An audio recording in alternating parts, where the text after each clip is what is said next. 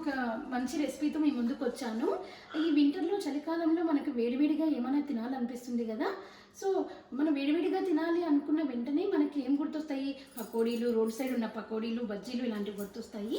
So, రెగ్యులర్‌గా చేసుకునే పకోడీలు, బజ్జీలు కాకుండా వేడివేడిగా సూప్ చేసుకుంటే ఎలా ఉంటుంది అని నేను ఆలోచించి మటన్ సూప్ చేయడానికి రెడీ అయ్యాను. మటన్ సూప్ అంటే పాయా సూప్ అనమాట. లైక్ ఇప్పుడు మేక తల, కాళ్ళు ఉంటాయి కదా, ఈ కాళ్ళతో ఈ పాయా సూప్ చేసుకోవడానికి రెడీ అయ్యాను. ఈ పాయా సూప్ చాలా మంచిదండి లేడీస్కి. ఇందులో కొలెజన్ ఉంటుంది కదా, లేడీస్కి చాలా ఉపయోగపడుతుంది కొలెజన్. ఇది చాలా హెల్దీ అనమాట. లేడీస్కి ఒక్కరికే కాదు, జెంట్స్కి కూడా, పిల్లలకి, అందరికీ చాలా మంచిది ఎముకల పటుత్వం కోసం.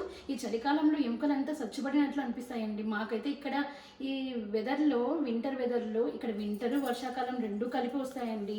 ఈ వర్షాకాలంలో ఎముకలంతా అంటే ఏదో బలహీనమైపోయినట్లు అట్లా అనిపిస్తుంది.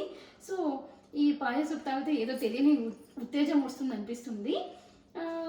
ఈ ఎముకలు విరిగిన వాళ్ళకి, లేదా ఏమైనా సర్జరీలు అయిన వాళ్ళకి, బాలింతలకి అంటే డెలివరీ అప్పుడే అయింటారు కదా, వాళ్ళకి ఈ పాయా సూప్ చాలా బాగుంటుందండి. వాళ్ళకి హెల్త్కి కూడా చాలా మంచిది. ఈ బొక్కలు ఇరిగిన వాళ్ళు ఈ బొక్కల సూప్ చేసుకొని తాగితే వాళ్ళు త్వరగా రికవరీ అవుతారు. సో మా సైడ్ అయితే, మా రాయలసీమ సైడ్ బాలింతలు అంటే డెలివరీ అయిన వాళ్ళు ఈ పాయా సూప్ కానీ, ఈ మేక తల, కాళ్ళు, ఇవి కర్రీస్ కానీ చేసుకొని తింటారు.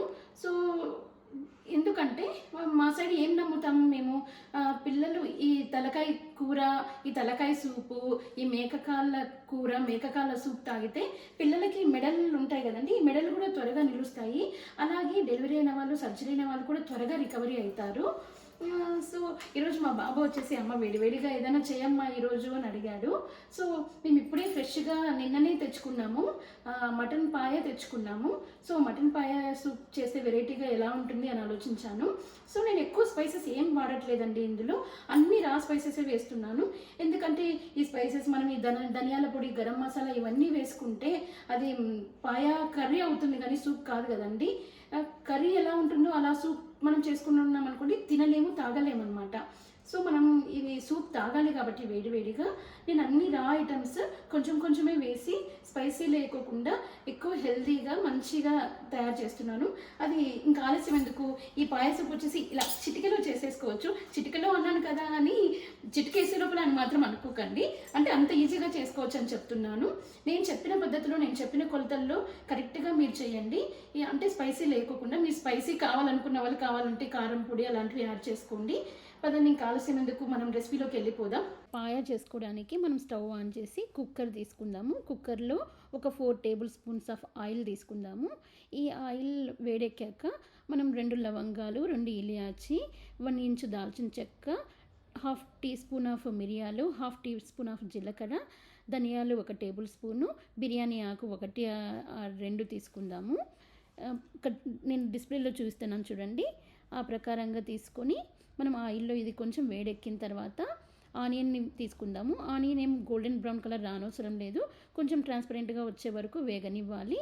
ఇప్పుడు మనం సాల్ట్ వేసుకోవాలి. Like 1 tablespoon of salt and 1/2 teaspoon of పసుపు తీసుకుందాము. ఇవి కొంచెం ఇది వేసిన తర్వాత కొంచెం కదుపుదాము. కదిపిన తర్వాత ఇది ఇప్పుడు ఆనియన్స్ ట్రాన్స్పరెంట్ కలర్కి వస్తాయి. ఆనియన్స్ ట్రాన్స్పరెంట్ కలర్కి వచ్చిన తర్వాత దంచి పెట్టుకున్న అల్లం వెల్లుల్లిని తీసుకుందాం. వెల్లుల్లి 7, అల్లం 1 ఇంచ్ తీసుకొని దంచి పెట్టుకుందాము. దాన్ని వేసి కొంచెం పచ్చివాసన పోయేలాగా కలుపుకుందాము. తర్వాత మనం ఈ పాయ ఉంటుంది కదండి, దాన్ని కడిగి పెట్టిన పాయాన్ని ఇందులోకి వేసుకుందాము. ఇది నీచువాసన వస్తుంది కదా. సో ఇండియాలో అయితే మనం నీచువాసన రాకోకుండా ఒక స్పూన్ కానీ లేదా ఒక నైఫ్ కానీ తీసుకొని మొత్తం మనం గీకి పడేయాలన్నమాట. ఇక్కడ మాకేం స్కిన్ రాదండి, దీనికి ఇలా హీట్గా స్కిన్ ఉంటుంది. మీరు చూస్తున్నారు కదా, చూడండి అంత తెల్లగా కనిపిస్తుంది. మన ఇండియాలో అయితే కాలుస్తారు కాబట్టి అది నల్లగా ఉంటుంది. కొంచెం పాయ అనేది కొంచెం నీచువాసన వస్తుంది.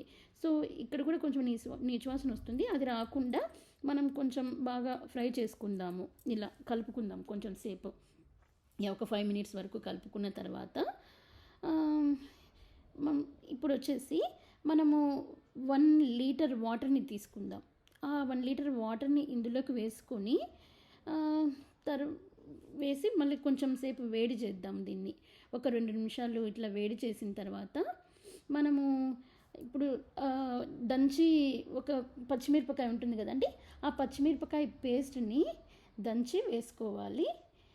పుదీనాని వేసుకోవాలి. నేను ఇక్కడ పచ్చిమిరపకాయ పేస్ట్ని దంచాను, దాన్ని దీనికి యాడ్ చేసుకుంటున్నాను. తర్వాత ఇప్పుడు 10 విజిల్స్ వచ్చే వరకు ఉంచాలి. ఆ 10 విజిల్స్ వచ్చే లోపల నేను ఇక్కడ మనం థిక్నెస్ కోసం జొన్నపిండి కానీ లేదా బాదం పేస్ట్ కానీ వేసుకుంటాము.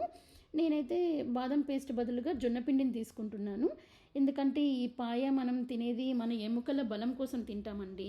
సర్జరీ అయిన వాళ్ళు కానీ లేదా డెలివరీ అయిన వాళ్ళు కానీ అలాంటి వాళ్ళు ఈ పాయాన్ని తింటారు కదా. తొందరగా రికవర్ కావడానికి, ఎముకలలో బలం రావడానికి పాయ తింటారు. జొన్నపిండిని కూడా ఎముకల బలం రావడానికి తింటారు కాబట్టి నేనైతే ఇక్కడ జొన్నపిండినే ప్రిఫర్ చేస్తున్నాను. ఈ జొన్నపిండిలోకి వాటర్ తీసుకొని ఉండలు లేకోకుండా బాగా కలుపుకోవాలండి. ఉండలు ఉండొద్దు అనమాట. అది ఉండలు ఉంటే సూప్ అనేది అట్లే ఉండలు ఉంటుంది, నీట్గా ఉండదు. కన్సిస్టెన్సీ ఇలా కలుపుకొని 10 విజిల్స్ వచ్చిన తర్వాత మూతను తీసి ఈ జొన్నపిండిని మనం యాడ్ చేయాలి. యాడ్ చేసిన తర్వాత ఒక 5 మినిట్స్ మూత ఉంచకుండా దీన్ని కుక్ చేసుకోవాలన్నమాట. తర్వాత మనం సూప్ రెడీ అయిపోయింది. సో చివరిగా దించే ముందు మనం స్టవ్ బంద్ చేసే ముందు కొత్తిమీరని వేసుకొని యాడ్ చేద్దాము. ఇప్పుడు మన పాయా సూప్ రెడీ అయిపోయింది. దీన్ని ఒక సర్వింగ్ బౌల్లోకి సర్వ్ చేసుకుందాము. చూడండి, నాలాగా స్పైసెస్ తక్కువ తినే వాళ్ళకి ఈ రెసిపీ నచ్చుతుందని నేను ఆశిస్తున్నాను. నా రెసిపీ కనుక మీకు నచ్చినట్లయితే నా వీడియోస్ని సబ్స్క్రైబ్ చేయండి, లైక్ చేయండి, కమెంట్ చేయండి అండ్ మీ ఫ్రెండ్స్ అండ్ ఫ్యామిలీస్కి షేర్ చేయండి. వీడియోని ఎక్కడ స్కిప్ చేయకుండా చూడండి. నా వీడియోని సబ్స్క్రైబ్ చేసుకున్నాక పక్కనే ఉన్న బెల్ ఐకాన్ కొట్టండి. సో దట్ నా నోటిఫికేషన్స్ మీకు వస్తాయి. నా వీడియోస్ చూడొచ్చు మీరు నేను అప్లోడ్ చేయగానే.